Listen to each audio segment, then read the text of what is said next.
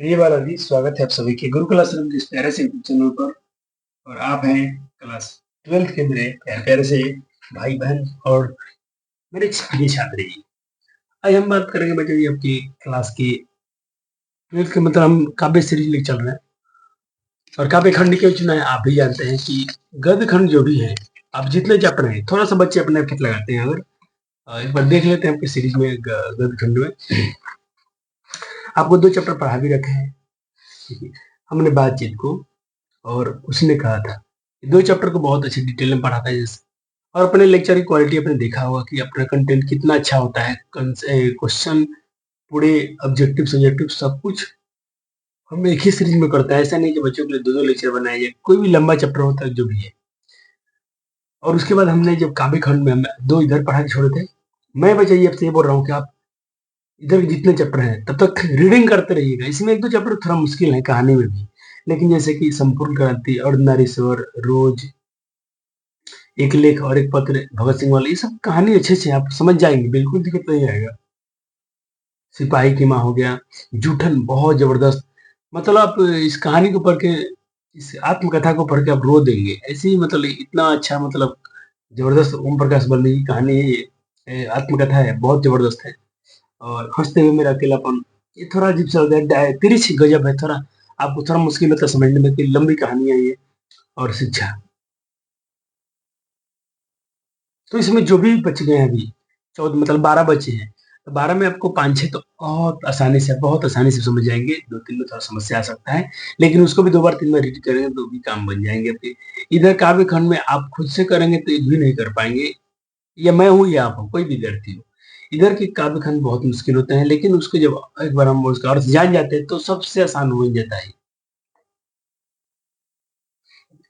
3 हो चुका था, चौथा है छपाई करेंगे। मैं बहुत जल्दी इसको धीरे धीरे करते करते कम से कम काव्य खंड जल्दी खत्म कर दूं बच्चों का, ये बहुत जरूरी होगा। और हम चलिए हम शुरू करते हैं आज अपना छपाई के बारे में। छपाई पढ़ेंगे जो नाभादास ने लिखा है। छपाई देखो क्या है, छपाई क्या है।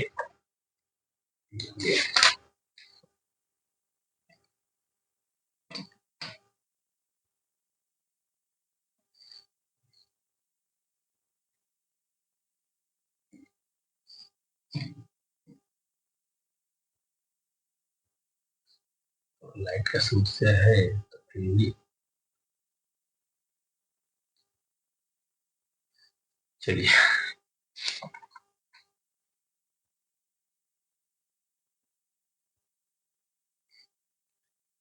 हम छपाई पढ़ेंगे, जल्दी जल्दी थोड़ा करेंगे क्योंकि समय का भी अभाव रहता है, मुझे 2-2 लेक्चर करने हैं। चलिए हम पढ़ रहे हैं कि यहाँ पे छपाई जो है मतलब नाभादास का है। और इनका जो जन्म है 1570 में अनुमानित है। क्वेश्चन पूछा गया था। निधन, निधन अज्ञात है। मतलब 16 सौ तक ये 16 तक सौ तक वर्तमान है, मतलब ये अभी तक अज्ञात ही माना गया है, लेकिन एक अनुमान लगा दिया गया। जन्म स्थान सांप्रदायिक मान्यता के अनुसार दक्षिण भारत में, कहाँ पर, दक्षिण भारत, साउथ इंडिया में इनका हुआ था। सरसों में पिता की मृत्यु, सरसों में जब शिशु थे, बच्चे थे, तब पिताजी इनकी मर गए अकाल के कारण। और अकाल मतलब घर में दुख के कारण माता के साथ जयपुर में राजस्थान में प्रवास किए। लेकिन दुर्योगवश, यानी वहां भी दुर्भाग्य से माँ से भी बिछोह हो गया, माँ से भी बिछड़ गए।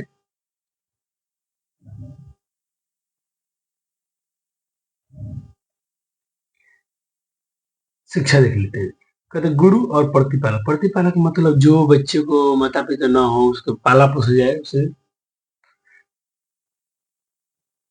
और किसी बच्चे को इंसान गोद लेता है, उसको पालता है, तो उसे प्रतिपालक बोलते हैं। प्रतिपालिका किसे बोलते हैं, जो कोई महिला कैसे करती है। पिछले चैप्टर में पढ़ा था हमने सूरदास के बारे में, उनको किसी महिला ने पाला था तो वहां प्रतिपालिका बोला गया था।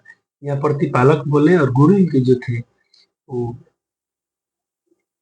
के उनका नाम नहीं दिया है। शिक्षा जो हुआ है गुरु के और प्रतिपालक के देखरेख में सत्संग से ज्यादा, कहते स्वाध्याय खुद से ज्यादा पढ़ाई किए, सत्संग द्वारा ज्ञान अर्जन किया। क्वेश्चन पूछेगा कि इन्होंने ज्ञान अर्जन कैसे किया, ज्ञान का अर्जन कैसे किया, तो इन्होंने सत्संग के द्वारा किया है। अभिरुचि इनकी, इंटरेस्टिंग क्या थी, अभिरुचि क्या है इनके, तो लोक लोक वर्मन, मतलब इधर घूमना, भगवत भक्ति का अभिरुचि में, वैष्णव दर्शन, वैष्णव दर्शन चिंतन में विशेष रुचि। क्या क्या हो गया? लोक वर्मन, भगवत गीता, भगवत भक्ति, काव्य रचना, वैष्णव दर्शन चिंतन, इनका बहुत विशेष रुचि था इन सब चीजों में। दीक्षा गुरु इनका दिया है अग्र अली है या अग्रदास है। जो स्वामी दयानंद के शिष्य परंपरा के प्रसिद्ध कवि थे, जो गुरु है अग्र अली या अग्रदास, वो रामानंद की शिष्य परंपरा के प्रसिद्ध कवि है। अस्थायी निवास वृंदावन, अपने पारा की जयपुर से चले गए, माँ के जो भी विषय हुआ तो अब चले गए कहाँ पर? वृंदावन। कृतियां, इनकी रचनाएं भक्तमाल बहुत फेमस है, जो 1585 से लेकर 1596 का निर्धारित समय दिया गया है। फिर अष्टयाम है जो बड़ी भाषा में है। फिर एक अष्टयाम है रामचरित मानस की दोहा चपाई शैली में है, और रामचरित्र संबंधी प्रकीर्णन पदों का संग्रह।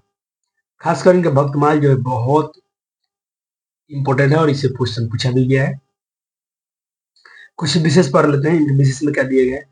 कभी नावादास की पारिवारिक सामाजिक पृष्ठभूमि अधिकतर विद्वानों के मुताबिक दलित वर्ग की थी। कुछ विद्वानों का ऐसा मानना कि इनके जो पारिवारिक है वो दलित वर्ग से है। आइए पढ़ते हैं थोड़ा सा इनकी जीवनी के बारे में, और यहाँ से क्वेश्चन बहुत बन जाते हैं। पहला ही क्वेश्चन पूछा गया था कि ये नावादास कैसे कवि है। कैसे कवि है तो सिर्फ बताइएगा सगुणोपासक। और पूछे कैसे भक्त कवि हैं तो सगुणोपासक राम भक्त कवि हैं। उनकी भक्ति प्रचलित राम भक्ति से थोड़ी अलग है। जो राम की भक्ति ऐसी प्रचलित है, फेमस है, उससे थोड़ा ये अलग थे इनकी। उसमें मर्यादा के स्थान पर, ये मर्यादा के स्थान पर मधुर भाव, यानी बहुत मीठा भाव था। वे गोस्वामी तुलसीदास के समकालीन थे। क्वेश्चन पूछेगा कि ये किसके नवादास किसके समकालीन थे, तो तुलसीदास गोस्वामी तुलसीदास के समकालीन थे। सॉरी। और रामानंद के शिष्य परंपरा के संत कृष्णदास हरि के प्रशिष्य और भक्त कवि अग्रदास के शिष्य थे। इस तरह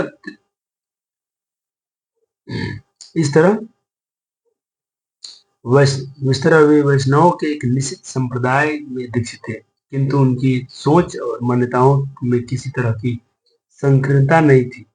पक्षपात, दुर्गा या कट्टरता से वे पूर्णतः मुक्त और भाविक, सहृदय, विवेक संपन्न सच्चे वैष्णव थे।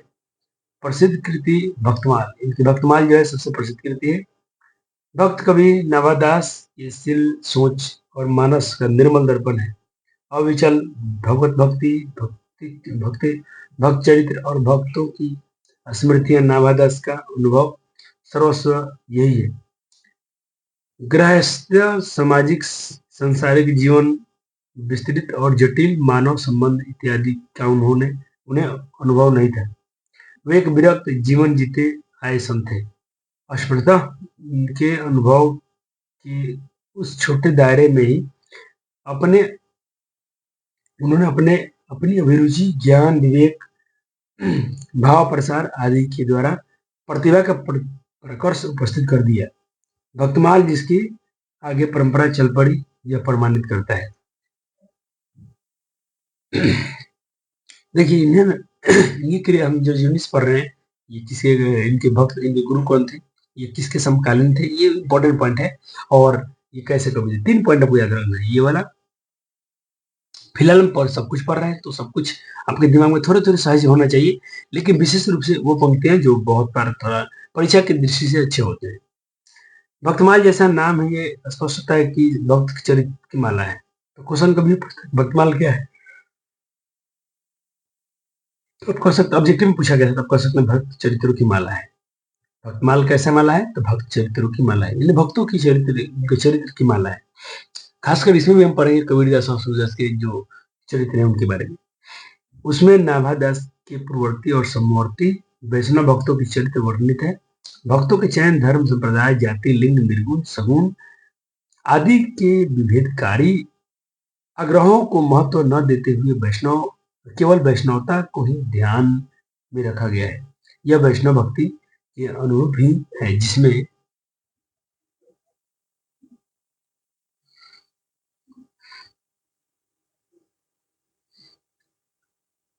जिसमें जाति पाति पूछे नहीं कोई, हरि को भजे सो हरि के हरि, मतलब जाति पाति से कोई पूछा, जाति पाति मत पूछिए, जो हरि के भजन करेगा वो हरि का ही हो जाएगा।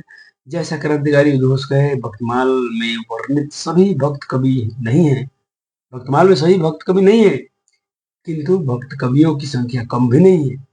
संपूर्ण भक्तमाल छपाई छंद में निर्मित है। अब ये भक्तमाल जो है पूछता है किस छंद से है, छपाई छंद से है। अब छपाई पूछा गया, छपाई क्या है, इस साल पूछा गया था परीक्षा में साइंस में। छपा एक छंद है जो 6 पंक्तियों का गेय युग पद है। तो क्वेश्चन पूछा जाएगा 6 पंक्तियों का गेय पद किसे कहते हैं? गेय मतलब गाए जाने वाला पद किसे कहते हैं? छपाई कहते हैं। क्वेश्चन ये पूछा गया कि छपाई में कितने भक्तों के कितने छपाई में 200 भक्तों की चरित्र का वर्णन है, चरित्र वर्णित है। तो 316 छपाइयों में 200 भक्तों के चरित्र वर्णित है। ये छपाई नामादस की तुलस स्मरणी, अंतर्दृष्टि, मर्मग्रहणी, प्रज्ञा, सारग्राही चिंतन और विदग्ध भाषा शैली के नमूने हैं। इनके पीछे कवि के विशाल अध्ययन, सूक्ष्म पर्यवेक्षण, प्रदीर्घ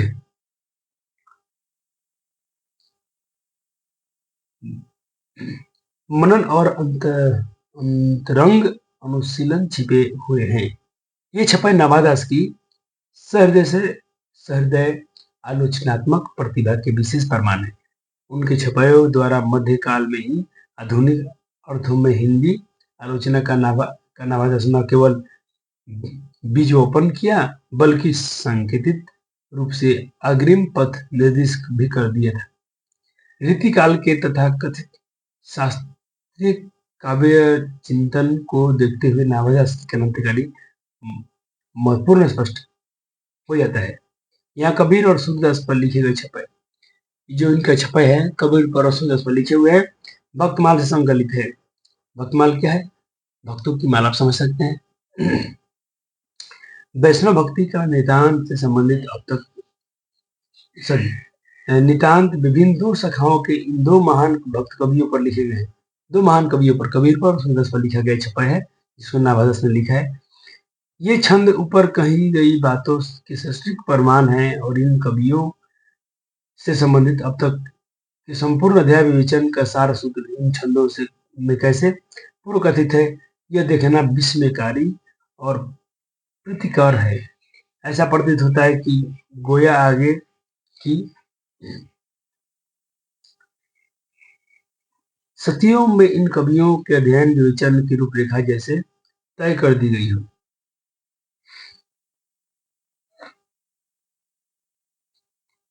अब नवादास के बारे में विजेंद्र स्नातक क्या लिखे और माता प्रसाद गुप्त क्या लिखे, इस तरह कमेंट्स आप पढ़ सकते हैं खुद से, इसमें कोई आपको अर्थ निकालने की जरूरत नहीं। चलिए, बहुत छपा देखिए, छपे के पर अपने 6 पदों का गेय पद है, आप इसे गा सकते हैं। चलिए एक बार थोड़ा गुनगुना के देखा जाए, और इसके अर्थ भी हम सब कुछ नोट्स आपको देंगे, आपको बिल्कुल परेशानी हो, सबसे बेहतर नोट्स होगा।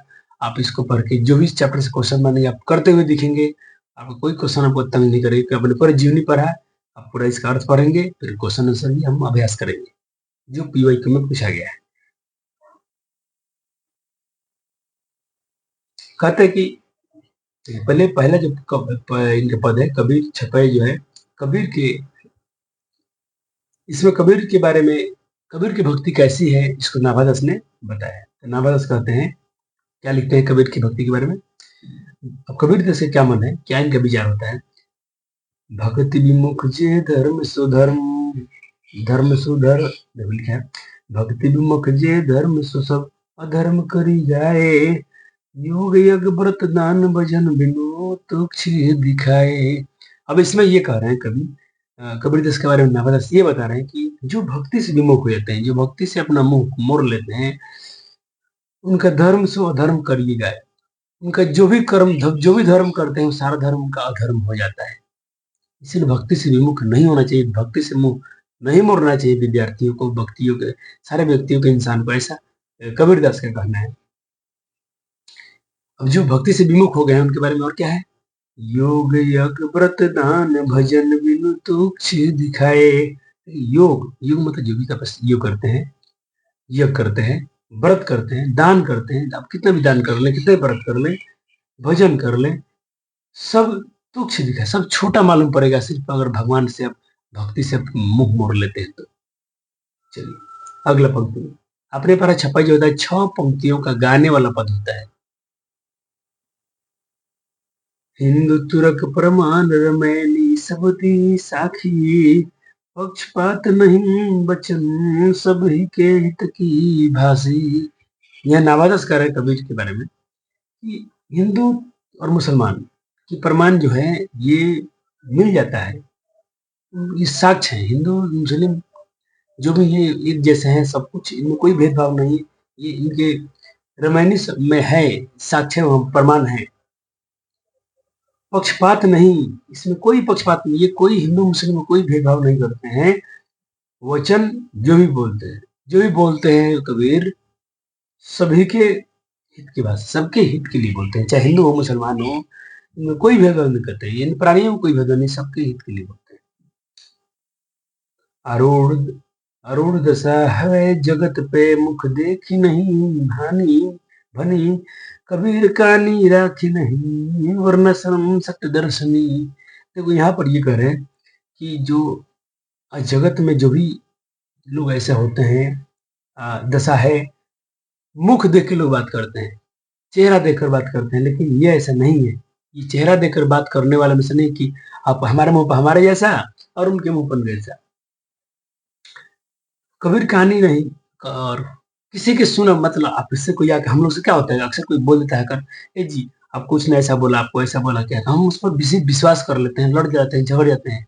लेकिन कबीर कहते हैं कि किसी की सुनी हुई कहानी रखी नहीं, किसी की सुना हुआ सुनाई बातों पर वो विश्वास नहीं करते हैं, न ही विश्वास करते हैं वर्णाश्रम सर्व 6 दर्शन होते हैं, वर्णाश्रम है,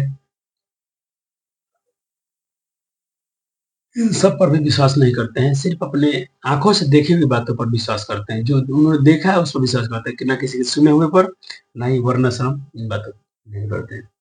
इस तरह से कबीर वाले हो गए। भाई सूरदास के बारे में, नवादास क्या है, ये सब छपाई में लिखा गया है इन भक्तों कवियों की भक्ति के बारे में। आपने कबीर की भक्ति पढ़ लिया, आइए अब सूरदास की भक्ति के बारे में जानते हैं, और किसके द्वारा, नवादास के द्वारा। उक्ति चौजन प्राश ब्रह्म स्थिति अति भारी, वचन प्रत निर्वही अर्थ अद्भुत तुकधारी। जो इनके देखिए, ये कबीर की या सुंदर जो भी इनकी कविताएं होती हैं, जिसमें उसका उच्चारण होता है, जिसमें अनुप्रास वर्ण का इस्तेमाल करते हैं, अति भारी, बहुत अनुप्रास वर्ण बहुत होता है। अनुप्रास मतलब लयधारी, उसमें लय होता है। वचन प्रीति, जो भी उनका लाइन होता है उसमें पहले तो प्रेम होता है, और उससे निर्वाह होता है अद्भुत उद्धारी। एक बार जो प्रेम का जो लय पकड़ता है वो अंत तक दिखाई देता है, शुरू से लेकर अंत तक उनकी पंक्तियों में दिखाई देता है। इसका अर्थ हो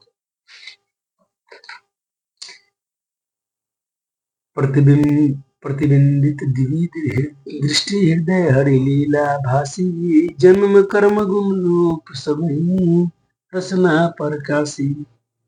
यहाँ कह रहे कि प्रतिबिंबित दीर्घ दृष्टि, इनकी जो दीर्घ दृष्टि है, जो आत्मा में इनकी दीर्घ दृष्टि है, अंधे तो थे सूरदास, लेकिन इनकी जो देखने की क्षमता है, जो अंदर से मानने की दीर्घ दृष्टि जो है, उसमें प्रतिबिंब देख लेते हैं सब कुछ। हरि लीला, अपने हृदय के दृढ़ दृष्टि से, हरि मतलब कृष्ण की सारे लीला को आभास कर लेते हैं, समझ लेते हैं, और उनके जन्म कर्म गुण सबकी रचना, सबका जो बखान होता है, प्रकाशित करते हैं अपने जीव से। रसनी मतलब, रचना मतलब जीव, अपने मुंह से बोलते हैं, एक बार अंदर की आत्मा की दृष्टि से देख लेते हैं सब कुछ।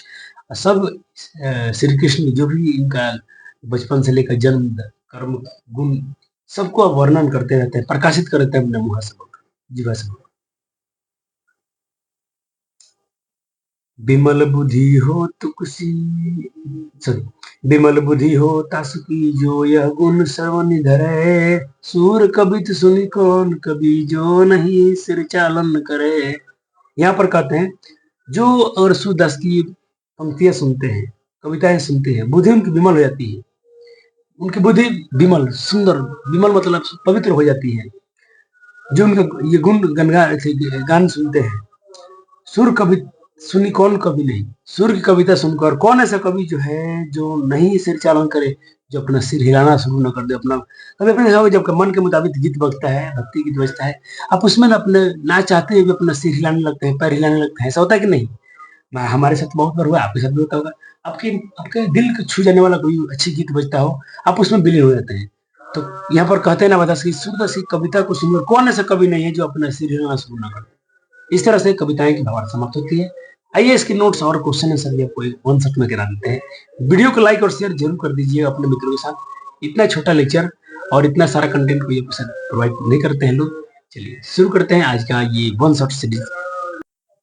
चलिए ये रहा कविता पर लेखक परिचय, जो भी पार्ट आपने वहां से महत्वपूर्ण बिंदु को एक बार इकट्ठा कर दिए हैं। और राइटिंग के लिए थोड़ा माफी जो भी है, आप काम चलाइए, आप पढ़ पाएंगे। अब इतने बच्चे भी नहीं कि अक्षर ना पहचान पाए। और एक बार अपनी कविताएं जो बुक से भी थोड़ा मिला लीजिएगा, कहीं पर कोई मात्रा वात्रा के लिए जो भी है सही कर लीजिए, क्योंकि मैंने तो अपनी तरफ से बहुत कोशिश किया कि इसमें कुछ अशुद्धियां ना हो।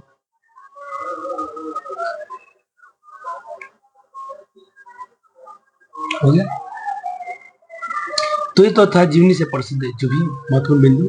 और इतना पेज हो रहा हूँ कि जो भी कुछ आपको भी अच्छे टॉपिक मिले तो अपने में नोट कर लीजिएगा। चलिए अब ये छप्पा की कविता था, पहले कबीर वाला जो भी आपने पढ़ा, दो पंक्ति उसका अर्थ पढ़ा आपने।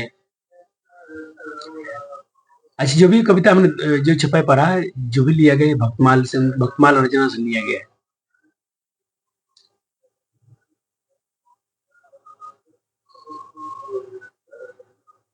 हो गया? बन गया ना बच्चा जी का?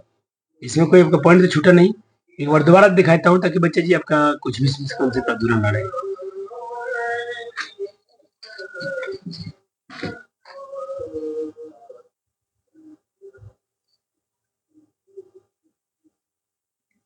को बच्चे से नोट्स बना लेना है और जम के रिवाइज कीजिए, तो अच्छे नंबर लाइए, मजा आ जाए।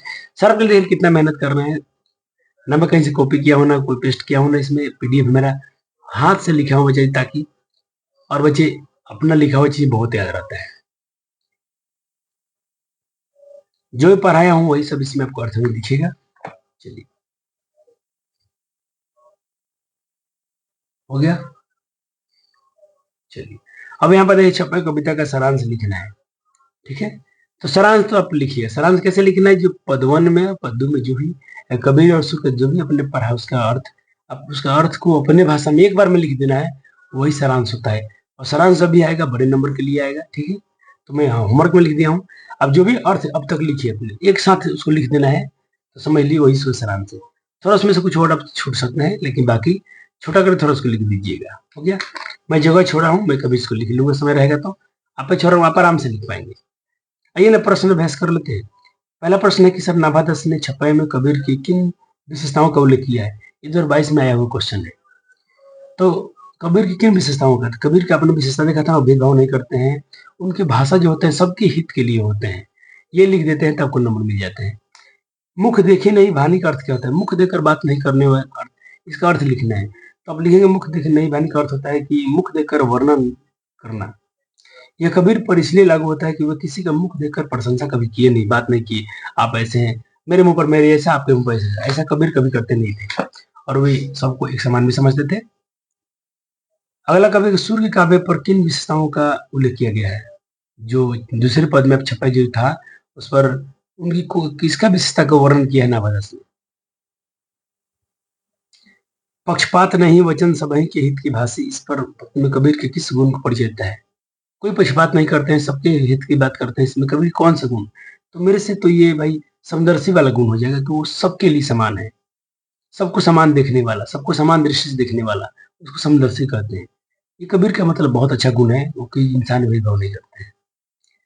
कविता में तुक का क्या महत्व है? तुक का मतलब होता है एक जैसा बोल रहा है, तुकांत। अपने वर्ड सुनो, तुकांत। जैसे मैं कहता हूँ काका, आका, नाका, पाका, चक्का, सब में अकाकार है, ऐसा ना, इसको तुकांत बोलते हैं। तुक का अर्थ होता है कि समान लय अर्थ। आप बचपन में इसके बारे में क्वेश्चन अभ्यास किए होंगे। अगला प्रश्न है कबीर कानी राखी नहीं का क्या अर्थ है? वही, कबीर किसी की सुनी हुई बातों पर विश्वास नहीं करते हैं, इसका अर्थ लिखना है। कबीर के भक्ति के में कबीर ने भक्ति को कितना महत्व दिया है? तो कबीर ने भक्ति को बहुत महत्व दिया है। उनके अनुसार सच्ची भक्ति दिखावे से नहीं, बल्कि मन की शुद्धता और ईश्वर के प्रति प्रेम से होती है। इस तरह से जो भी इसके चैप्टर के प्रश्न थे उसको मैं कराया हूँ। देखिए 5 बार भी क्वेश्चन आते हैं व्याख्या करने वाले, आप भी जानते होंगे। तो एक क्वेश्चन आया हुआ है, 2-3 बार आया हुआ है, 2021 में, 12 में, 23 में। तो इसको कराता हूँ। इससे क्वेश्चन था कि भक्ति विमुख जे धर्म सब हुई अधर्म करी जाए। इसका मतलब होता है कि पहले तो आपको पकड़ना होगा किस चैप्टर से लिया गया था। लिखिए प्रस्तुत पंक्ति हमारी पाठ्य पुस्तक दिगंत भागदूत से नाभादास द्वारा रचित 26 शीर्षक कविता से है, जो भक्तमाल से संकलित है। ये भक्तमाल से लिया गया था। अब इसके बारे में 2-3 लाइन लिख देते हैं। देखिए इसका अर्थ बड़ी ज्यादा है नहीं, थोड़ा सा गीत है तो गीत का अर्थ ही जो था उसको लिख देना है। लेकिन अपने ये चैप्टर पकड़ लिया, राइटर का नाम लिख दिया, ये बड़ा बात है। राइटर का नाम 1 नंबर के लिए होता है। अपने चैप्टर पकड़ लिया उसके लिए 1 नंबर, और थोड़ा सा एक्सप्लेन कर दिया तो 2-3 नंबर इसके लिए मिल गया। तो ये कुल 5 नंबर इसके मिल जाते हैं।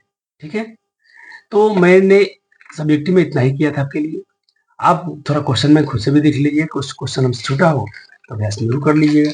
अब मैं थोड़ा जगह छोड़ के इसके लिए ऑब्जेक्टिव में कुछ क्वेश्चन कराऊंगा आपको अच्छे अच्छे। तो मेरे पास क्वेश्चन बैंक है, वहां से कराऊंगा। पहले कुछ क्वेश्चन मैं हाथ से लिख के लाया हूँ, देख लीजिए और बताइए कौन सा क्वेश्चन का आंसर आप नहीं कर पा रहे इसमें से। नाभादास किस प्रकार के भक्त कवि है? तो इसमें आप कहेंगे सगुन सगुनोपासक राम भक्त। लेकिन यह क्वेश्चन पूछा गया था इस साल, नवादास जी कैसे कवि है? कैसे कवि है? तो सिर्फ सगुनोपासक कवि है। और भक्ति जुड़ जाए तो राम भक्त कवि है। भक्तमाल की रचना किस छंद में है? तो छपाई छंद में है। ठीक है, आप ये मत सोचिए कि सर 4-5 क्वेश्चन लेकर आए। देखिए मैं समय बचाने के लिए थोड़ा अपने पास ये रहा है, तो मैं उसमें से नहीं लिखा हूँ क्वेश्चन को, लेकिन आपको कराऊंगा।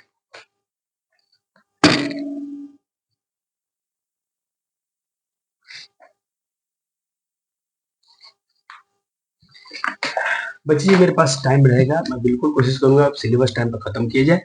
लेकिन थोड़ा स्लो है, लेकिन उतना भी स्लो नहीं। चलिए अब छपा हो गया ना, तो अब देखिएगा 1-2 दिन में और आपका लेक्चर आ जाएगा। मैं कोशिश करूंगा एक हफ्ते के अंदर में फिर से एक लेक्चर डाले। तो ये छपाई के कोई प्रश्न है, एक बार खुद से अभ्यास करिए तो कौन सा क्वेश्चन आप नहीं कर पाएंगे। कारण कि छपाई शीर्षक कविता के रचयिता कौन है? बिल्कुल भाई नाभादास है। नाभादास का जन्म कब हुआ था? तो अब तो ये मैं तो नहीं करने वाला हूँ, आप खुद से करेंगे। नाभादास के दीक्षा गुरु कौन है? तो अग्रदास थे ना जी। हो गया, 3 क्वेश्चन देखा आपने। चलिए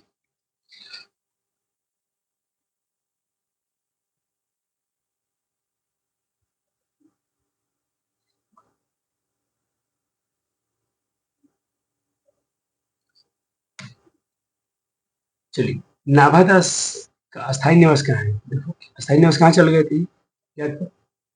अस्थायी निवास याद करो कहाँ चले गए थे। ये देखो कुछ कुछ बातें हैं जो आपको न बताया जाए तो बेहतर है। ये आंसर तो भाई इसके मतलब आप जाके नोट्स देखिए अपना, और हमको जल्दी से बताइए कि उनका अस्थायी निवास क्या है।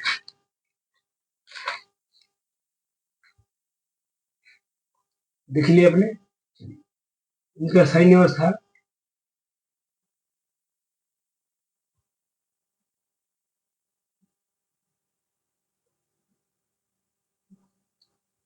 चलो हो गया जी आपसे। चलो बच्चों ने कर लिया हो। इनका अस्थायी निवास था, ये वृंदावन चले गए थे। नवासी कृतियों के नाम बताए। भक्तमाल तो है, अष्टयाम है, पद है, सब हो जाएगा क्योंकि अष्टयाम भी इनका ही था। 2 है तो सब हो जाएगा। भक्तमाल कैसी माला है? तो भक्तों की चरित्रों की माला है।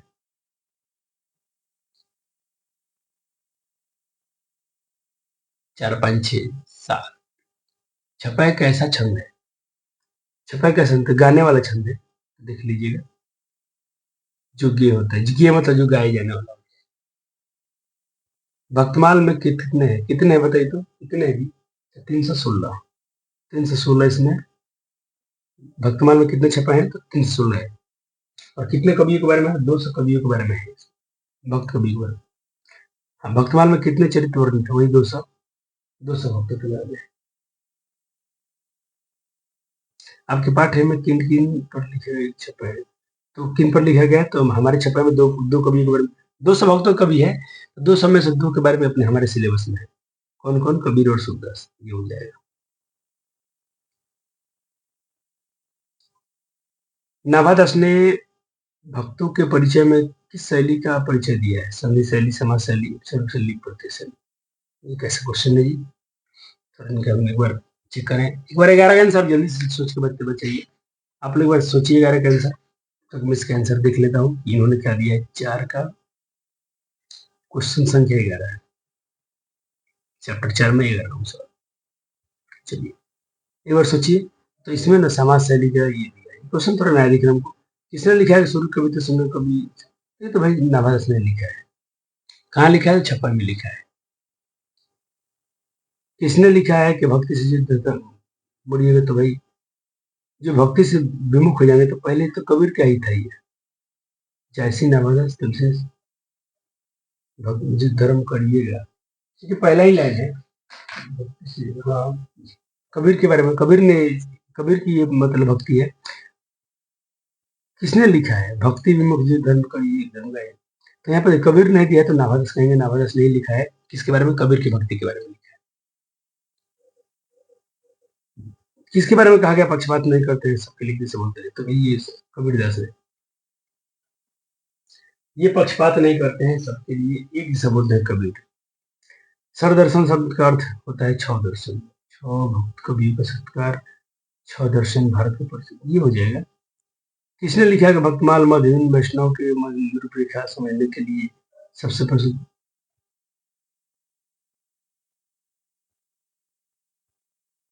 अच्छा हाँ, ये क्वेश्चन कोट्स में से है, जो कोट्स हम पढ़े थे ना उसमें से।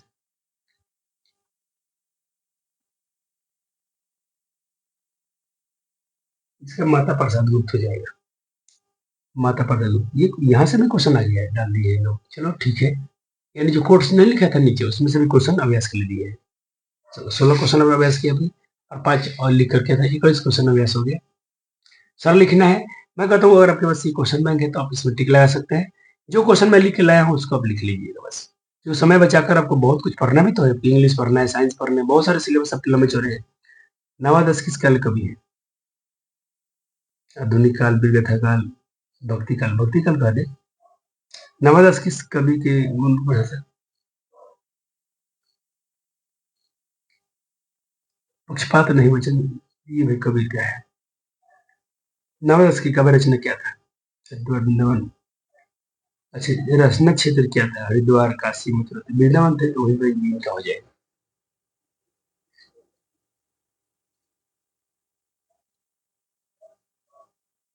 आप सारे क्वेश्चन कर लेंगे ना? नवादश की तरह कवि थे तो ये वैष्णव दर्शन के थे, हो जाएंगे।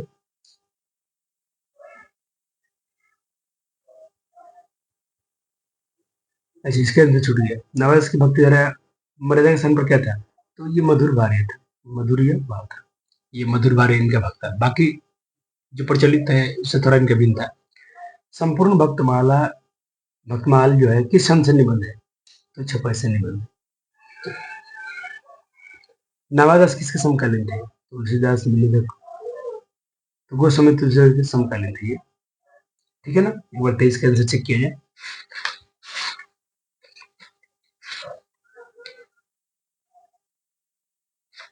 ठीक है, विमल बुद्धि जो तास्की यह गुण श्रवण करे, ये तो भाई इनका है, छपाई सही है।